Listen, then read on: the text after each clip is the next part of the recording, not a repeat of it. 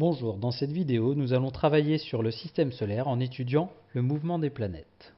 Les prérequis nécessaires à la bonne compréhension de cette vidéo sont de connaître la définition de la vitesse moyenne et de connaître l'organisation du système solaire. Les objectifs de cette vidéo sont de connaître la définition d'un référentiel, d'une trajectoire et de la vitesse instantanée, de savoir calculer une vitesse instantanée et enfin de savoir comment décrire un mouvement. Pour pouvoir décrire le mouvement des planètes, les scientifiques ont commencé à pointer les positions des différentes planètes dans le ciel.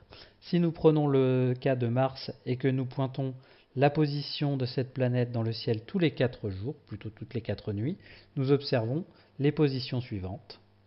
Nous voyons que Mars se déplace en ligne droite dans le ciel, puis tout d'un coup part dans une direction complètement différente, puis reprend sa direction initiale. Nous constatons également que la taille de la planète change. Lorsqu'elle est sur les extrémités, la planète est petite, alors que dans les positions intermédiaires, elle est plus grosse. Ça veut donc dire que la distance entre la Terre et la planète n'est pas la même suivant la position dans le ciel. Cette configuration se nomme rétrogradation de Mars et nous allons voir comment les scientifiques ont fait pour expliquer ce mouvement. C'est grâce aux idées d'un scientifique polonais du XVIe siècle, Nicolas Copernic, que l'on a pu expliquer le mouvement de rétrogradation de Mars. Avant Nicolas Copernic, les scientifiques considéraient que toutes les planètes et tous les astres tournaient autour de la Terre. Nicolas Copernic a lui considéré que la Terre et Mars, ici dans notre cas, tournent autour du Soleil. Nous allons donc partir avec le Soleil, la Terre et Mars qui se trouvent autour sur des trajectoires cette fois circulaires, et nous allons représenter ce que nous voyons du point de vue de la Terre dans le ciel en prenant la direction passant par la Terre et Mars qui est projetée sur la voûte sur le ciel. Donc première position de Mars, deuxième position, troisième. Donc, nous voyons que progressivement, la direction entre la planète et Mars change, ce qui crée le déplacement dans le ciel. Et nous voyons également que la distance entre la Terre et Mars diminue. C'est pourquoi la planète apparaît plus grosse dans le ciel. Nous continuons.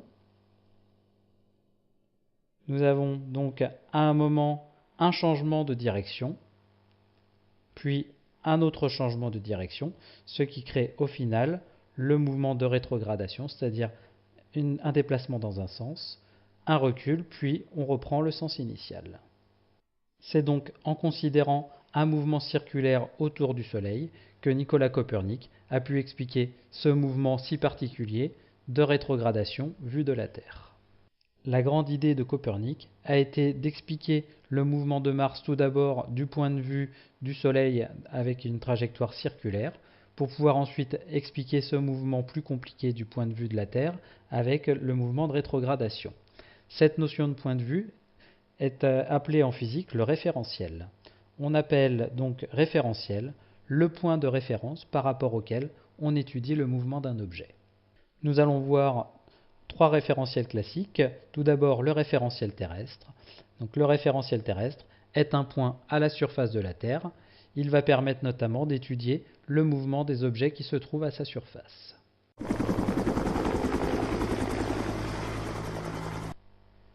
Deuxième référentiel, le référentiel géocentrique, qui lui est constitué du centre de la Terre et de 3 axes pointant vers des étoiles suffisamment lointaines pour être considérés comme fixes.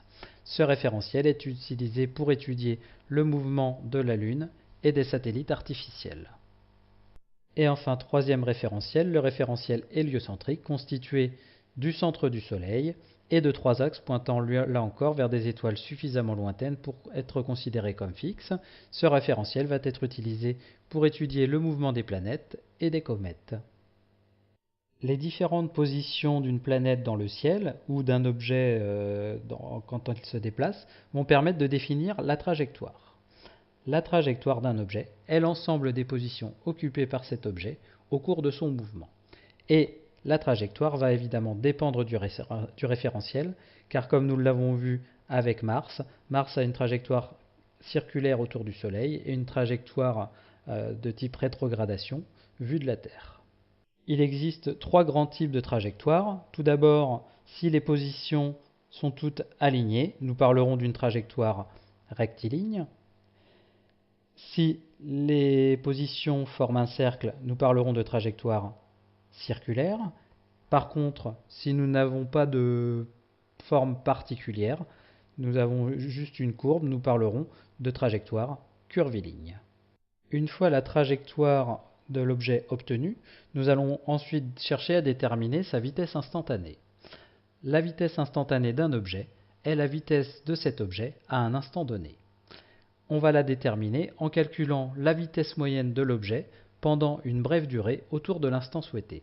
Nous allons la déterminer avec la formule VMI, donc la vitesse du point M à l'instant I, qui sera la distance MI-1, MI plus 1, donc pour aller de MI-1 à MI plus 1, et cette distance est une droite ou un segment, sur delta MI-1, MI plus 1, c'est-à-dire le temps pour aller du point MI-1 au point MI plus 1. Et là encore, la vitesse instantanée dépend du référentiel. Nous allons voir comment calculer des vitesses instantanées en considérant donc un enregistrement de la position d'un objet qui sera repéré toutes les 20 millisecondes. Et donc nous avons les positions successives de l'objet, donc que nous appelons M1, M2, M3, M4, M5, M6. Et nous allons chercher à déterminer la vitesse tout d'abord au point M2. Donc la vitesse au point M2, pour pouvoir déterminer, va utiliser la position précédente et la position d'après. Nous allons donc avoir Vm2 qui sera égal au segment M1, M3 et au temps pour aller du point M1 au point M3, delta M1 à M3. Sachant que ici, les positions se repéraient toutes les 20 millisecondes, ce qui veut dire qu'ici nous allons prendre 20 millisecondes pour aller de M1 à M2 et 20 millisecondes pour aller de M2 à M3. Nous allons donc avoir M1, M3 qui vaut 1,5 cm, que je vais convertir en mètres, ce qui me donne 1,5 10-2 mètres. Delta T M1, M3 est égal à 2 fois 20 millisecondes, donc 40 millisecondes. Je vais passer ce temps en secondes, ce qui me donne 4,0 fois 10 puissance moins 2 secondes. Maintenant, je peux déterminer ma vitesse en faisant 1,5 10-2 sur 4,0 10-2. J'ai deux chiffres significatifs dans chaque cas, donc j'en garderai 2 à la fin, ce qui me donne 3,8 10-1 mètres par seconde. Deuxième exemple, avec cette fois la vitesse au point M4, donc je vais utiliser le point précédent M3 et le point d'après M5, donc la vitesse sera le segment M3, M5 divisé par le temps pour aller de M3 à M5. Donc je vais commencer par mesurer la distance correspondante, qui est de 3,53 cm, que je vais convertir en mètres, ce qui me donne 3,53 10-2 mètres. Le temps ensuite pour aller de M3 à M4 est de 20 millisecondes, plus 20 millisecondes pour aller de M4 à M5. J'ai donc delta T M3 M5 qui est de 2 fois 20 millisecondes, donc 40 millisecondes, ce qui me donne 4,010 puissance moins 2 secondes. Je peux ensuite poser mon calcul. Donc j'ai 3,53 10-2 sur 4,0 10-2. Je garde uniquement deux chiffres significatifs, ce qui me donne 8,8 fois 10 puissance moins 1 mètres par seconde. Une fois les différentes vitesses instantanées connues, nous allons pouvoir voir comment évolue cette vitesse en fonction du temps et pouvoir décrire plus finement notre mouvement. Donc le mouvement sera dit uniforme si la vitesse instantanée reste constante au cours du temps. Le mouvement sera dit accéléré si la vitesse instantanée augmente au cours du temps.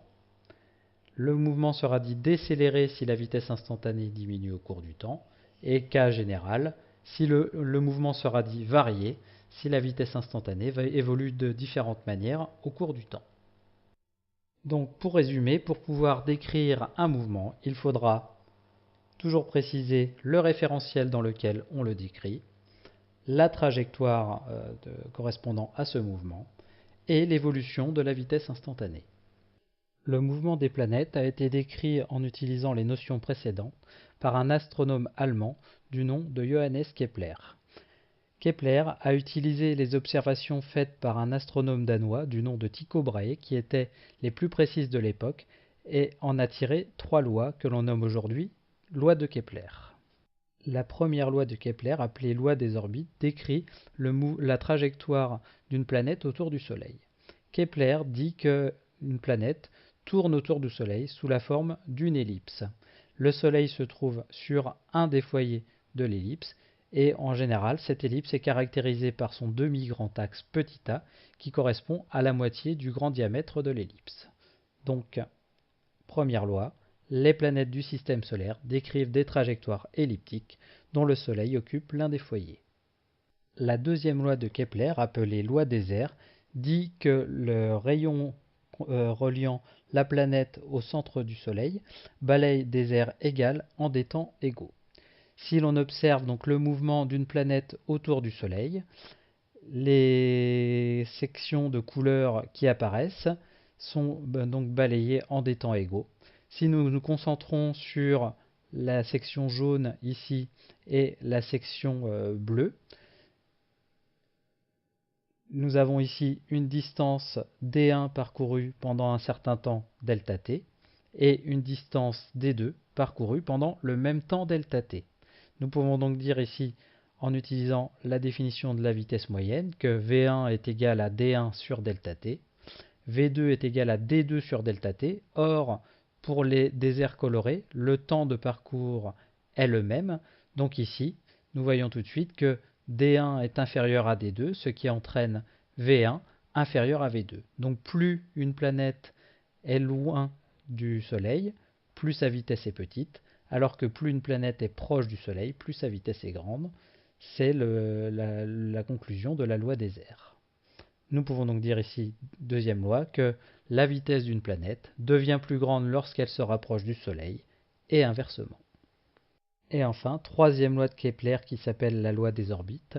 Si l'on représente sur un graphique avec t carré en abscisse, t étant la période de révolution, c'est-à-dire le temps que met une planète pour faire un tour autour du Soleil, et que l'on place en ordonnée a au cube, avec a le demi-grand axe qui a été défini précédemment, nous voyons que les planètes se placent ici, donc Mercure, Vénus, Terre, Mars, Jupiter, Saturne, Uranus, Neptune. Toutes les planètes sont alignées. On a donc une relation de proportionnalité entre t carré et a cube. Cela veut donc dire que plus une planète va se trouver loin du Soleil, donc sur sa trajectoire, et plus le temps de parcours sera grand.